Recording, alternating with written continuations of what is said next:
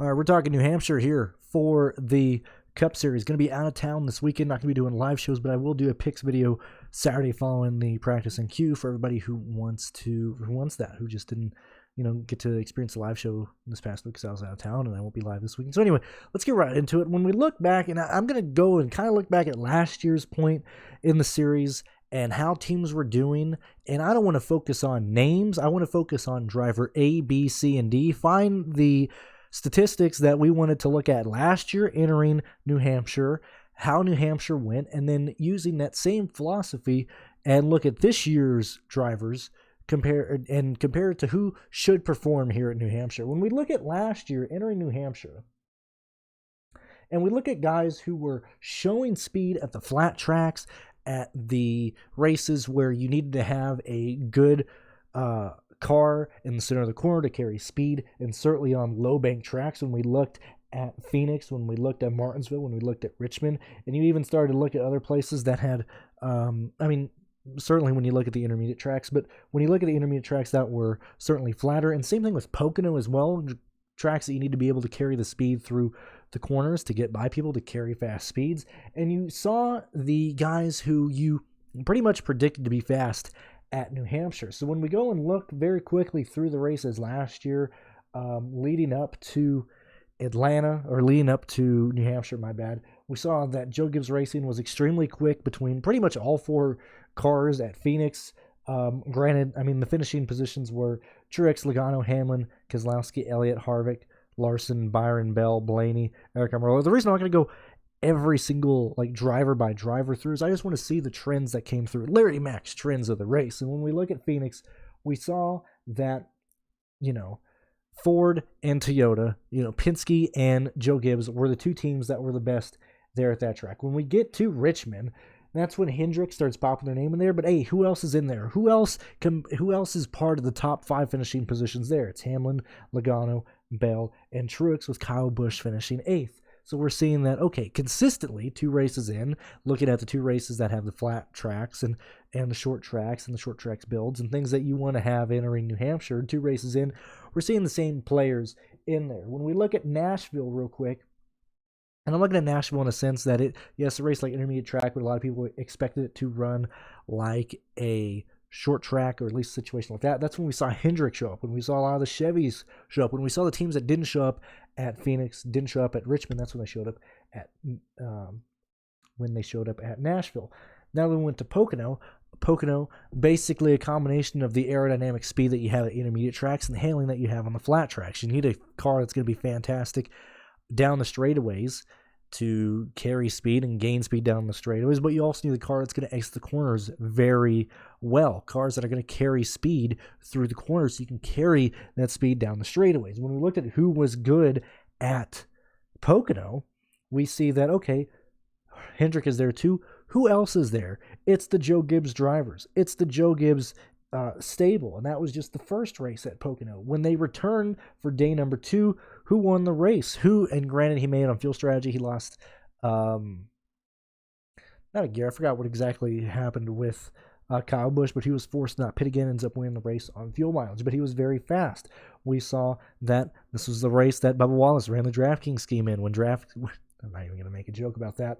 Ran very well there. We saw the Toyotas run well, but have to pit late in that race. Anyway, we're seeing the things that were important last year entering last year's race, and a lot of it came down to, look, the Toyotas and the Fords are going to be extremely good at New Hampshire. What happened at New Hampshire last year? The Joe Gibbs guys had the best car. They killed the race for the short amount of time they were on the track. If you guys remember, this is where NASCAR completely fumbles. They completely screw over the race favorites, the guys who were going to kill the field, and that is Martin Truex Jr. and Kyle Busch. It was raining. They kept the cars out there. They kept it green. We have Kyle Busch getting the wall, hydroplanes, hits hard in turns 1 and 2, destroys his car. We see Truex get in the wall again and destroy his car pretty much and takes him out of contention, although Truex would end up finishing 12th. He just did not have the car that he started off with. Kyle Busch had the best car by far. He started first, was going to probably finish first. When you look at how they ran at the other short tracks this year and how the other cars out of that stable ran, we had Denny Hamlin finish 10th, we had Christopher Bell finish 2nd. Who else was faster at the race? It was the Penske gang, and it was the Fords. Eric Almirola ends up winning the race, but Keselowski is extremely fast. We have Blaney be fast. We had Harvick be fast. And this is all after the fact that we had the two biggest front runners two biggest guys who were going to really run away with the race get involved in the yellow due to the rain. Anyway, very long story or a long review of how we got there last year. When we look at New Hampshire this year, who are the drivers that we're looking at, and who are the drivers that we want to focus on due to them being good at the flat tracks this year and the short tracks and even the tracks that you need to carry speed through the corners? Right now, we're seeing that Blaney is probably the best one, although I am hesitant that he has been a result of pit strategy working out more than the actual speed on the track. Like when we look at Gateway, for an example, we had Briscoe out there, blows a tire. Blaney's able to take over the lead when Chase Briscoe blows a tire, ends up running inside the top 10 or inside the top 5 nearly all day.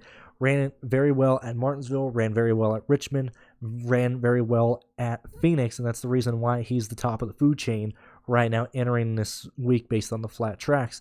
The guys that I want to focus on are the people who have been up there but who may not have had a chance to get the lead. And when I say that, I'm bringing up Logano, I'm bringing up Kyle Busch, I'm bringing up Byron, I'm bringing up Elliott, I'm bringing up Martin Truex Jr., and I'm bringing up Christopher Bell. These are drivers that I think we should be focusing on, and specifically due to, I believe that this race is going to be made on pit strategy. Now, I understand Gateway was that to an extent, and then it turned into a race where people just swapped the lead and got stupid, and we end up having a lot of yellows.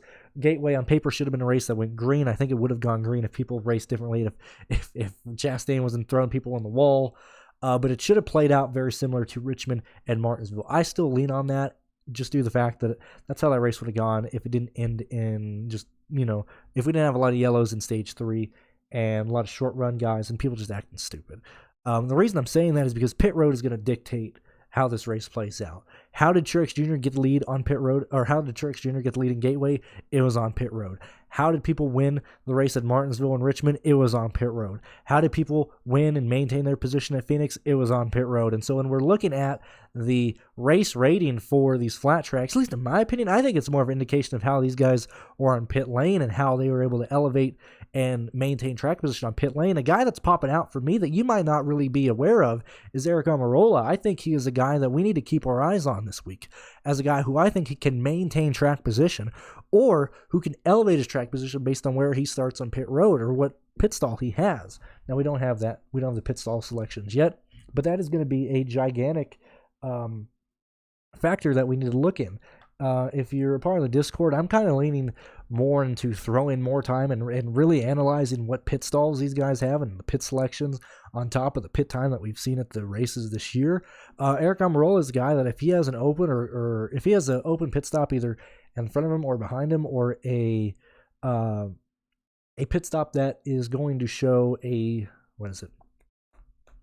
high upside pit stall, I'm very much interested in Eric Almirola, and that goes for anybody. That goes for any of the top 10 guys here. When we look at Blaney, Kyle Busch, Logano, Harvick, Byron, Elliott, Chastain, Bell, Reddick, Truex, Eric Almirola, Briscoe. When it comes to these guys here, I like them, and then I also like them based on their pit stalls, based on their pit crews. So it's a combination of the short practice that we have, of what they have, and we're going to be able to tell it very easily at New Hampshire. New Hampshire is not a track you can really fake speed at. You either have it or you don't. So even in a short practice, it's going to be very telling of who has speed and who doesn't here at New Hampshire. So when we're looking at New Hampshire, I want to look at the pit data. I want to look at the practice data. Once we have the practice data lined up by who's fastest there, I will then compare them to their starting position. and compare them with the pit selection that they have. And the pit selection is based on the previous week's qualifying. But when we look at it in that sense, who has a good pit stop combined with practice speeds?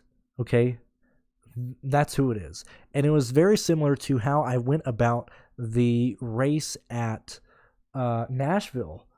And I understand that it's not a flat track, and we can even look at Gateway as well. But when we look at these two tracks and we see the drivers that led, here, I'll go ahead and swap this, or I'll put this on screen right here. So we're loading, and I'm pretty sure I'm opening up Gateway right now, if it ever loads. And here, let me just pause this till it loads. Okay, so kind of a refresher for those of you that haven't really looked into them real quick. I have been keeping track of I didn't do Auto Club because it was the first one, and I think it was very much these teams didn't really have a clue what they were doing. But I've been keeping a track of the optimal lines and people who lead laps based on pivot selection this year. And even situations like this to where Ty Gilliland, Eric Almirola and even Custer have good pit stalls, and comparing that to how they end up finishing. And this has been a very big indication of why these guys have been running so well. But when we look at the last couple races here, let's look at Worldwide Technology real quick.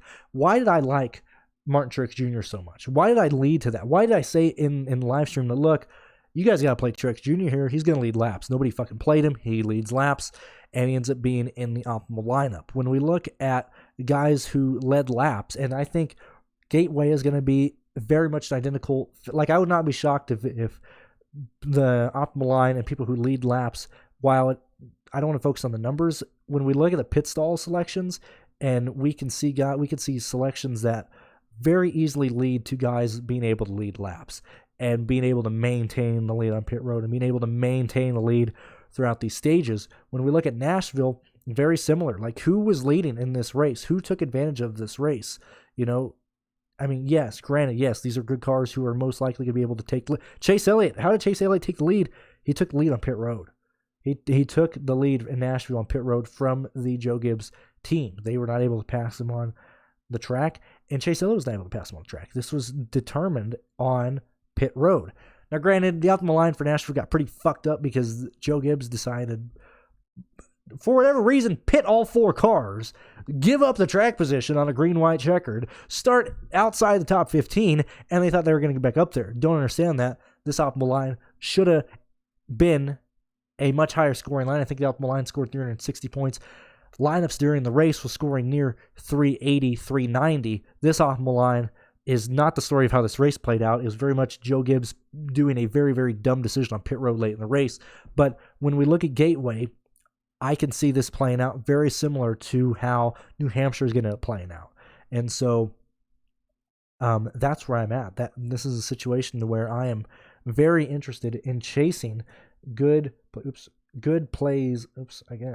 I'm very much interested in playing guys based on where they are in practice speeds, and then following that up in terms of where they are and their upside potential based on the pit stall selections that they have. And so let's kind of go through the drivers that I actually do really have a good feeling about and want to get to this weekend on New Hampshire based on pit selection. I think first and foremost, we need to look at Martin Truex Jr. I understand that, look, when we look at how he ran at Phoenix, wasn't able to gain positions, and that was a situation where he didn't have a good pit stall, didn't have good pit times, wasn't able to get back up into the field. When we look at Martinsville, same situation here. The top 5 in Martinsville didn't change. We had no yellows. If you couldn't pass under green. Pit road was the only time we were able to get anything there. But when we look at the two races that pit road played a huge selection, how he did, Richmond and Gateway, highlights of why I think you should go to Truex. I understand if you're looking at them. That's why I also encourage you guys to look at all. Yet again, if you support Pearce and I on Patreon, you have an immense amount of tools to look at, and very easy to read data as well. But look at races in terms of by themselves. Don't just group in. That's why I hate it when it's, let's look at short flat tracks, combine them all together. Like let's look at each race individually and why each race played out the way they did. So when you look at Martin Truex Jr. is a great example. When you look at how he's rated based on short flat tracks this year, whatever you're using is probably going to put him around 11th to 14th. Whereas I think he's top 4 because Martinsville, you weren't able to pass there. Yes, it looks great. It'll carry Byron. It'll carry certain cars. And yes, it's like, okay, Truex didn't have a good race at Martinsville. Why did he not have a good race? Okay, it's not just clump them all together and then spit it out and there's your ranking. Let's actually go through each and every race and see why these guys are looking certain direction or looking certain ways. And so I would elevate Truex to a top 5 contender this weekend at New Hampshire. The other guy that I want to focus on here is Ross Chastain, a guy who, yes, hasn't won one of these races yet, but has been a contender. Had a stupid fast car at Gateway, had his own dumb struggles in that race that hindered him a good finish. While he wasn't necessarily the fastest at Martinsville or Richmond or even Phoenix, I think he's going to be up there contending for this race at New Hampshire this weekend. When we look at another driver that I want to focus primarily on, it is Kyle Busch. When we look at Kyle Busch, had a fantastic pit stall at Phoenix, ended up speeding, he stalled out. That's what happened with Kyle Busch at Phoenix on one of the critical pit stalls. I forgot if it was the stage end of 2 or early in 1, whatever the case was, a situation where he had track position from racing fast and he was going to get the lead based on his pit stall selection. He stalls the car, not able to get that track position back, gets thrown, and when I say track position, like he's not running fucking 30th. He's, 7th to 12th in that race due to the fact that he wasn't able to gain the lead on pit road because he stalls the car, wasn't able to make up from that. And when we look at pit stalls and pit road and what they play, if you make a bad decision at the wrong time, regardless of how fast your car is, you can't get it back. I think Kyle Busch at Phoenix is a gigantic highlight of that. Is just one bad pit stop where he had a chance to get the lead. He ends up losing a lot of track position due to him stalling. He doesn't get the lead. So when you look at it on paper, he's not like the most fantastic play. But when we look at Richmond, how Joe Gibbs played very well at Richmond, I'm very much a fan of that. When we look at how landlocked Martinsville was and how he was still able to perform, I like looking at Kyle Busch at Martinsville. When we look at him at Gateway, fantastic running position, fantastic speed at Gateway, and fantastic speed at other tracks that has had issues that he ended up running into issues. He did have speed at Dover. He was the best car at Darlington. He's carrying speed, and this is why I don't just start these videos and being like, Kyle Busch has been good this whole year. We got to play him. Martin Truex Jr. showing speed. We got to play him. I'm analyzing. I'm looking through all these races. I'm explaining why I'm coming to these conclusions. And it's not just a blanket statement of, oh, he's been fast this year, let's throw him in a line. Let's throw him into this. He's showing speed. These are my top 3 drivers entering this week that I want to look at. Once we get past here, Christopher Bell, a situation that, him swapping pit crews with Bubba Wallace, I think is going to be a big hindrance. I liked him going into this week.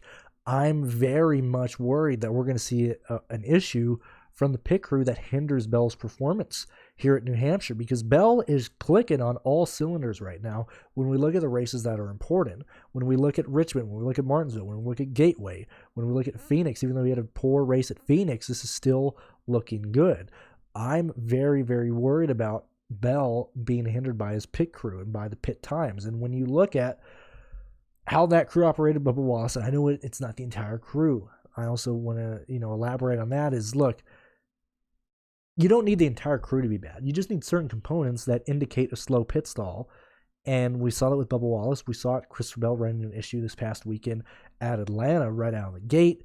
I'm very much worried about that crew hindering Bell. Otherwise, I would have Bell as a top 5 contender or as a top 5 target right now.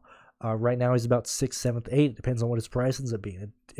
Bell is very much I need some place differential points to keep him or to kind of bank a safety net in the Bell. Like if Bell starts 3rd, dude, I'm going to be very, very nervous playing Bell with that pit crew. And I'm assuming Bell's probably going to be 91, 9200. I would be very worried about that. I think he can get the lead. I think he can be very fast. I'm worried that he'll lose on pit road. I already brought attention Eric Almirola. Eric Almirola, when he has good pit selections, which I think there's a chance he ends up getting it here, I think Eric Almirola can be a guy that you might want to target based on pit road speeds. When we look at other drivers here, like Kyle Larson, I'm very worried about that. We're seeing that not only has he's been struggling at the short tracks this year, the pit crew has been a huge hindrance on him. It's almost an opposite effect of Chase Elliott and William Byron, who have been very good on pit road and have shown very good speed at the short tracks based on how good they've been on pit road. So right now I have mentioned Martin Truex Jr., Ross Chastain, Kyle Busch.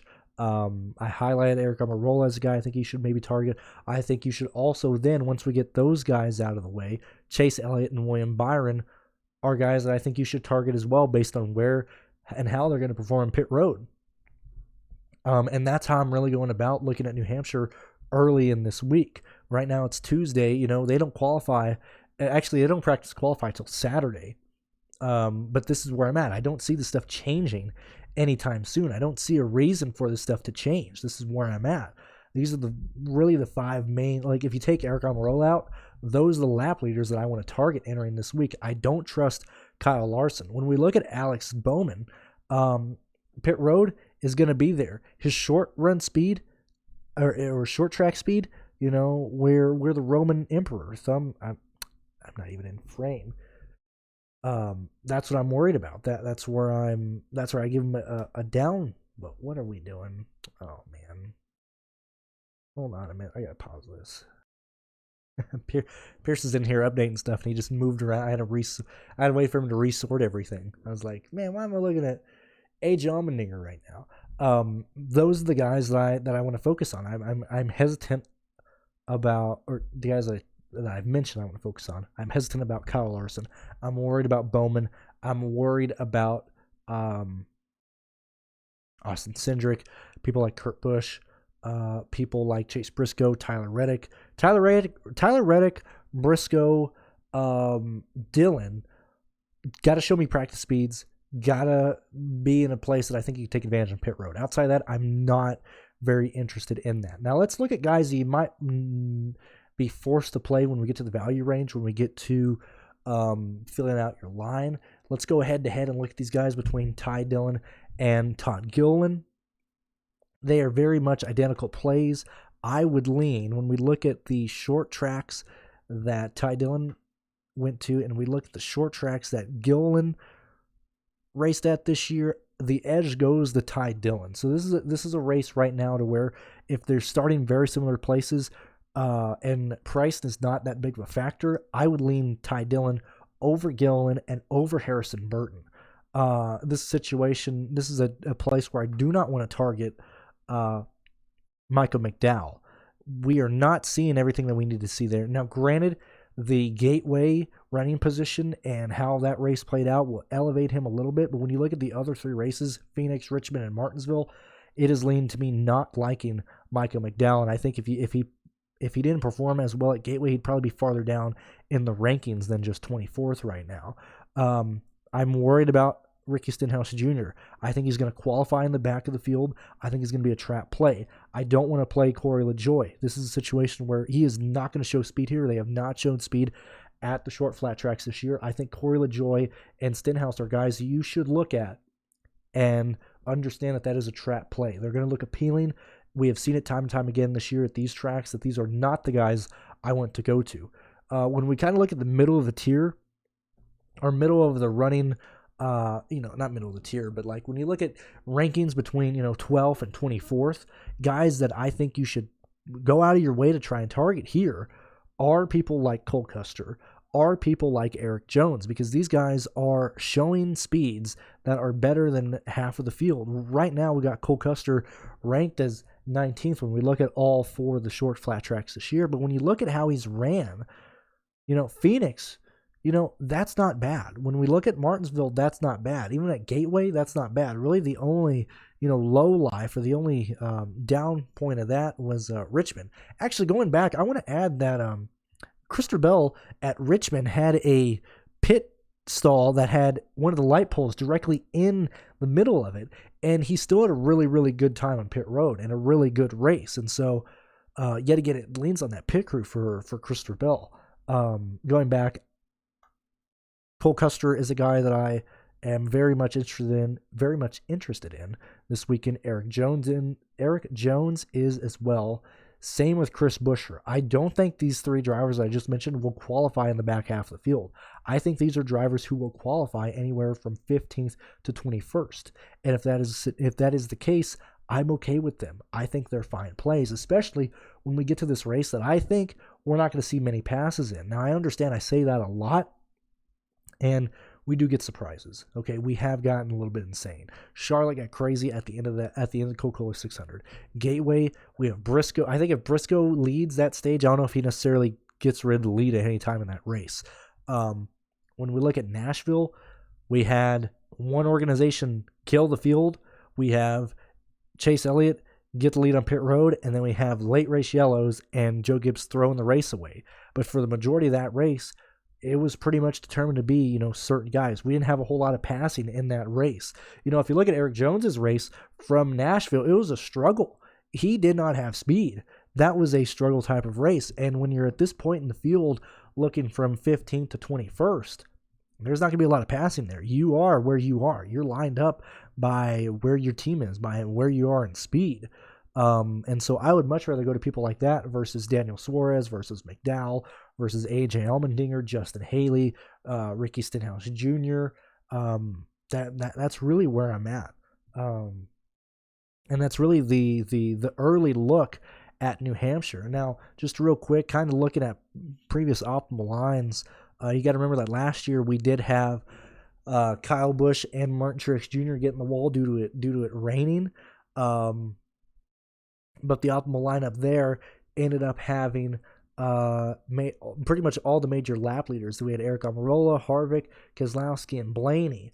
I don't think we necessarily see that many lap leaders due to a green flag race. I think we see that many lap leaders due to people passing on pit road. And so I'm going to build for New Hampshire, just trying to chase guys that I think can get the lead on pit road. When we look at the 2020 race at New Hampshire, we have Keselowski being a major lap leader, we have Hamlin being a major lap leader, and we have Truex being a fast lap leader, or a fast lap getter, and a place differential play. So that's a 3 lap leader type of play. I think if you build 3 to 4, you're going to be just fine. New Hampshire has always been a racetrack that I want to build as many lines in that I can that have at least 3 to 4 lap leaders. Okay. That's what we want to chase. We got 300 laps, a lot of fast laps, a lot of laps led here. 19, same thing. 3 guys basically run away with the race. It's Hamlin, Kyle Busch, and Harvick. When we look at 2018, it is Kurt Busch, Eric Almirola, Harvick, Truex, Kyle Busch, Elliott being your main lap leaders and fast lap getters. We're going to have a race where, at least in my eyes, and really how this season is played out at certain places, I want to build with a 3 to 4 lap leader type of line, and using people like Ty Dillon, people like even min salary guys this week. I think they're very much in play due to the fact that I'm trying to get as many of those guys in my lines as possible. I want to get to Ty Dillon. I think the minimum salary guys are very much in play due to the fact that how poor people like Gillen, Burton, even some of the drivers like AJ Allmendinger, Justin Haley, Ricky Stenhouse Jr., Corey LaJoie can perform this weekend, and how similarly priced all these guys will end up being. I'm chasing lap leaders in this race. That's where I'm at. And thank you for listening to this early New Hampshire Cup preview. I do appreciate it, and I hope you liked it.